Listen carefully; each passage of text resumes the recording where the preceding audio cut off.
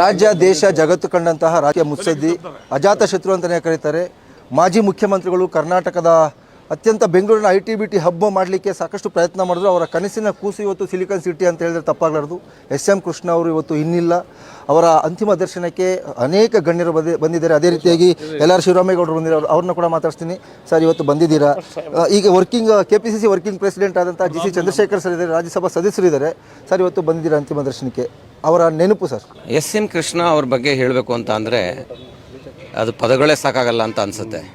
ಯಾಕೆ ಅಂತಂದರೆ ಅಂಥ ಒಂದು ಮುತ್ಸದಿ ರಾಜಕಾರಣಿ ಮತ್ತೆ ಬರ್ತಾರೋ ಇಲ್ವೋ ಅಂತ ಅನ್ನೋದು ಭಾಳ ಕಷ್ಟ. ಯಾಕೆ ಅಂತಂದರೆ ಇವತ್ತಿನ ರಾಜಕೀಯದ ಪರಿಸ್ಥಿತಿಗಳನ್ನ ನೋಡಿದ್ರೆ ಯಾರಾದರೂ ಯುವಕರು ರಾಜಕೀಯಕ್ಕೆ ಬರಬೇಕು ಅಂದರೆ ಯಾರನ್ನಾರು ಆದರ್ಶವಾಗಿ ಪಾಲಿಸಬೇಕು ಅಂತ ಅಂದರೆ ಅದಕ್ಕೆ SM ಕೃಷ್ಣ ಆಪ್ಟ್ ಅಂತ ನನ್ನ ಅನಿಸಿಕೆ. ಯಾಕೆ ಅಂತಂದರೆ ಕೃಷ್ಣ ಅವರು ಕರ್ನಾಟಕಕ್ಕೆ ಕೇವಲ ಮುಖ್ಯಮಂತ್ರಿ ಆಗಿರಲಿಲ್ಲ, ಒಂಥರ ಪ್ರಧಾನಮಂತ್ರಿಗಳ ಥರ ಇದ್ದರು ಅಂತ ಹೇಳಿದ್ರೆ ತಪ್ಪಾಗಲ್ಲ.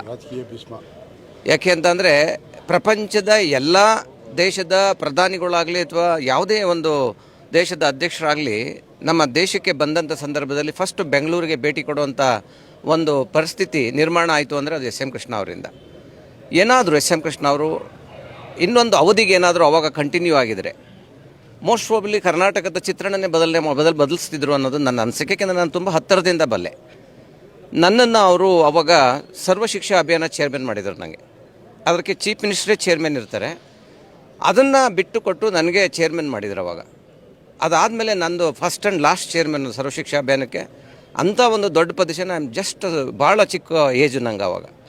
ಅಂಥ ಸಂದರ್ಭದಲ್ಲೂ ಕೂಡ ಅವ್ರಿಗೆ ನನಗೆ ಒಂದು ಅವಕಾಶ ಕೊಟ್ಟಿದ್ರು. ಯಾಕೆಂದರೆ ಅವ್ರಿಗೆ ಯಾರು ಪ್ರತಿಭಾವಂತರು ಇರ್ತಾರೆ ಅಂಥವ್ರಿಗೆ ಅವಕಾಶ ಕೊಡೋದ್ರಲ್ಲಿ SM ಕೃಷ್ಣ ಅವರು ಮೊದಲಿಗರಾಗಿದ್ದರು.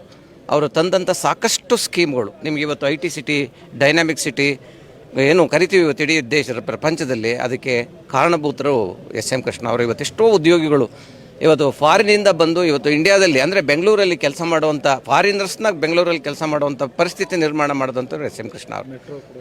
ಮೆಟ್ರೋ ಇರ್ಬೋದು, ಶ್ರೀಶಕ್ತಿ ಇರ್ಬೋದು, ಆಮೇಲೆ ಬಿಸಿ ಊಟ ಇರ್ಬೋದು, ಆಮೇಲಿಂದ ಇದು ಎಲ್ಲ ಸಾಕಷ್ಟು ಕಾರ್ಯಕ್ರಮಗಳು ಅವ್ರಿಗೆ ಏನಂತ ಅಂದರೆ ಅಲ್ಟಿಮೇಟ್ ಲೆವೆಲ್ ತನಕ ತೊಗೊಂಡೋಗ್ತೀವಿ, ಲಾಜಿಕಲ್ ಎಂಡ್ ತನಕ ತೊಗೊಂಡೋಗ್ತಿದ್ರು. ರಾಜಕಾರಣಿಗಳಿಗೆ ಆ ಪ್ರಬುದ್ಧತೆ ಇಲ್ಲ, ಮಾತಾಡ್ತಾರೆ. ಆಮೇಲೆ ಯಾವ ಸಂದರ್ಭದಲ್ಲೂ ಕೂಡ ಜಾತಿ ರಾಜಕಾರಣ ಮಾಡಿದವರಲ್ಲ, ದ್ವೇಷದ ರಾಜಕಾರಣ ಮಾಡಿದವರು ಅಂತಾರಲ್ಲ.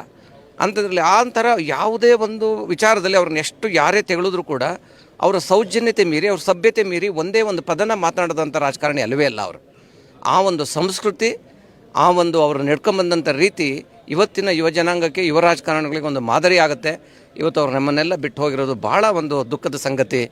ಒಂದು ಎಲ್ಲೋ ಒಂದು ಕಡೆ ನಾವು ಅವ್ರನ್ನ ಇನ್ನೂ ಹೆಚ್ಚಿನ ರೀತಿಯಲ್ಲಿ ಉಪಯೋಗಿಸ್ಕೊಳ್ಳೋಕ್ಕಾಗಲಿಲ್ವೇನೋ ಅವತ್ತಿನ ದಿನಗಳಲ್ಲಿ ಅಂತ ನನಗೆ ನೋವಿದೆ ಅಂತ ನಾನು ಈ ಸಂದರ್ಭದಲ್ಲಿ ಹೇಳೋಕ್ಕೆ ಇಷ್ಟಪಡ್ತೀನಿ. ಬಹಳ ಮುಖ್ಯವಾಗಿ ಅವರು ಡಾಕ್ಟರ್ ರಾಜ್ಕುಮಾರ್ ಅವ್ರನ್ನ ವೀರಪ್ಪನವರು ಅಪಹರಣ ಮಾಡಿದಂಥ ಸಂದರ್ಭ ಆಗಿರ್ಬೋದು. ಆಗಲೇ ಎಲೆಕ್ಷನ್ಗೆ ಹೋದರು, ಆವಾಗ ಒಂದು ರೈನ್ ಹಾರ್ವೆಸ್ಟಿಂಗ್ ಮಾಡಿದ್ರು, ಅಂದರೆ ಮೋಡ ಬಿತ್ತನೆ ಕೆಲಸ ಮಾಡಿದ್ರು. ಮೋಡ ಬಿತ್ತನೆ ಕೆಲಸ, ಬರಗಾಲ ಬಂತು, ಅದನ್ನೆಲ್ಲ ಎಷ್ಟು ಅಚ್ಚುಕಟ್ಟಾಗಿ ನಿಭಾಯಿಸಿದ್ರು. ತಾವು ಹತ್ರದಿಂದ ಇದ್ರಿ, ಯಾವ ರೀತಿ ಅದನ್ನು ಹ್ಯಾಂಡಲ್ ಮಾಡ್ತಿದ್ರು ಅಂತ ಸರ್? ನೋಡಿ, ಅವರು ಯಾವಾಗಲೂ ಅವರು ಏಕಪಕ್ಷೀಯವಾಗಿ ನಿರ್ಧಾರ ತಗೊಂಡವರಲ್ಲ, ಕಲೆಕ್ಟಿವ್ ಡಿಸಿಷನ್ಸ್ ಅಂತಾರೆ. ರಾಜಕೀಯದಲ್ಲಿ ಕಲೆಕ್ಟಿವ್ ಡಿಸಿಷನ್ಸು ಭಾಳ ಮುಖ್ಯ. ಅವ್ರದ್ದು ಒಂದು ಟೀಮ್ ಇತ್ತು, ಅವತ್ತಿನ ಕಾಲಕ್ಕೆ ಒಂದು ದೊಡ್ಡ ಟೀಮ್ ಇತ್ತು. ಒಂದು ಅಫಿಷಿಯಲ್ಸ್ ಒಂದು ಗ್ರೂಪಲ್ಲಿ ಒಂದು ಟೀಮ್ ಇದ್ದರೆ, ಅಂದರೆ ಅಫಿಷಿಯಲ್ಸ್, ರಿಟೈರ್ಡ್ ಅಫಿಷಿಯಲ್ಸ್ ಇರ್ಬೋದು, ಎಲ್ಲರೂ ಸೇರಿ ಒಂದು ವಿಷನ್ ಗ್ರೂಪ್ ಅಂತ ಮಾಡಿದರು. ಅದ್ರ ಜೊತೆಗೆ ಇವತ್ತೇನು ನಾವು ಬ್ರ್ಯಾಂಡ್ ಬೆಂಗಳೂರು ಅಂತ ನಾವು ಮಾತಾಡ್ತೀವಿ, ಕೃಷ್ಣ ಅವ್ರಿಗೆ ಮುಖ್ಯಮಂತ್ರಿ ಆಗೋದಕ್ಕಿಂತ ಮುಂಚೆನೇ ನನ್ನ ಬ್ರ್ಯಾಂಡ್ ಬೆಂಗಳೂರನ್ನ ಯಾವ ರೀತಿ ಮಾಡಬೇಕು ಅನ್ನೋ ಕಲ್ಪನೆ ಇತ್ತು. ನಿಜವಾಗ್ಲೂ ಆ ಥರ ರಾಜಕಾರಣಿಗಳು ವಿಷನರಿ ರಾಜಕಾರಣಿಗಳಂತಾರೆ. ಅಂಥ ರಾಜಕಾರಣಿಗಳು ಭಾಳ ವಿರಳ ಅಂತ ನನ್ನ ಅನಿಸಿಕೆ. ಮೇರು ನಟ ರಾಜ್ಕುಮಾರ್ ಅವ್ರನ್ನ ಅಪಹರಣ ಮಾಡಿದಂಥ ಸಂದರ್ಭದಲ್ಲಿ ನಾವು ಹತ್ತಿರದಿಂದ ನೋಡಿದ್ದೀವಿ, ಭಾಳ ಹತ್ತಿರದಿಂದ ನೋಡಿದ್ದೀವಿ ನಾವು. ಅವರು ನಡ್ಕೋತಿದ್ದಂಥ ಒಂದೊಂದು ಮಿನಿಟಿನ ಪ್ರೋಗ್ರಾಮ್ಗೂ ಕೂಡ ಎಷ್ಟರ ಮಟ್ಟಿಗೆ ಅವರು ಅದನ್ನು ಟ್ರ್ಯಾಕ್ ಮಾಡ್ತಿದ್ರು ಅಂತ ಅಂದರೆ, ಇವತ್ತು ಇಡೀ ಒಂದು ಅಭಿಮಾನಿ ದೇವರುಗಳು ಅಂತ ತಿಳ್ಕೊಂಡಿದ್ದಂಥ ಮಹಾನ್ ಕಲಾವಿದ ಡಾಕ್ಟರ್ ರಾಜ್ಕುಮಾರ್ ಅಂದರೆ ಕನ್ನಡಿಗರ ಆರಾಧ್ಯ ದೈವ. ಅಂಥವ್ರನ್ನ ಅಪಹರಣ ಮಾಡ್ಕೊಂಡು ಹೋದಾಗ ಅವ್ರನ್ನ ಜೀವಂತವಾಗಿ ಕರ್ಕೊಂಬರೋದಿದೆಯಲ್ಲ, ಒಂದು ಪುನರ್ಜನ್ಮ ಕೊಟ್ಟಂಥವ್ರು ಅಂತ ಅಂದರೆ ತಪ್ಪಾಗಲಾರ್ದು. ಅಷ್ಟು ಇದಾಗಿ ಟೀಕೆ ಟಿಪ್ಪಣಿಗಳಿಗೆ ಯಾವುದಕ್ಕೂ ಕೂಡ ತಲೆಬಾಗದೆ ಒಂದು ಬಹಳ ಒಂದು ಅವರ ವ್ಯಕ್ತಿತ್ವವನ್ನು ಮೆರೆದಂಥ, ಮಾನವೀಯತೆ ಮೆರೆದಂಥ ಒಬ್ಬ ರಾಜಕಾರಣಿ ಅಂದರೆ ಅದು SM ಕೃಷ್ಣ ಅವರು. ಭಾಳ ಮುಖ್ಯವಾಗಿ ಸರ್, ಯಾಕೆಂದರೆ 1 or 2 ಡೇಸ್ ಆದರೆ ಪ್ರೆಷರ್ನ ತಡ್ಕೋಬಹುದು, ಕಂಟ್ರೋಲ್ ಮಾಡ್ಕೋಬೋದು. 108 ದಿನಗಳ ಕಾಲ ಒಂದು ಆಪ್ರೇಷನ್ ಇತ್ತಲ್ಲ, ಅದು ಯಾವ ರೀತಿ ಅಂತ? ಈ ಒಂದು ಕಡೆ ನಾವು ಅವತ್ತು ಕಣ್ಣಾರೆ ನೋಡ್ತಿದ್ದಂಥದ್ದು, ಒಂದು ಕಡೆ ನಿಮ್ಮದು ಮೀಡಿಯಾದು ಹಿಂಸೆ, ಆಮೇಲೆ ಜನಗಳ ಒಂದು ಆರ್ಭಟ, ಡೇ ಟು ಡೇ ಸಿಕ್ಕಾಬಿಟ್ಟೆ ಎಲ್ಲ ಕಡೆ ಪ್ರೊಟೆಸ್ಟು, ಒಂದು ಕರ್ನಾಟಕ ಇಡೀ ದೇಶದಲ್ಲಿ, ಇಡೀ ಪ್ರಪಂಚದಲ್ಲಿ ಒಂದು ಹತ್ತಿ ಉರಿತಿದ್ದಂಥ ಒಂದು ವಾತಾವರಣ. ಅದ್ರ ಜೊತೆಗೆ ಅವ್ರ ಫ್ಯಾಮಿಲಿ, ಸೊ ಇಂಥ ಸಂದರ್ಭದಲ್ಲಿ ಅವ್ನು ಯಾವ ಟೈಮಲ್ಲಿ ಏನು ಮಾಡ್ತಾನೆ ಅಂತ ಗೊತ್ತಿಲ್ಲ, ಆತಂಕ.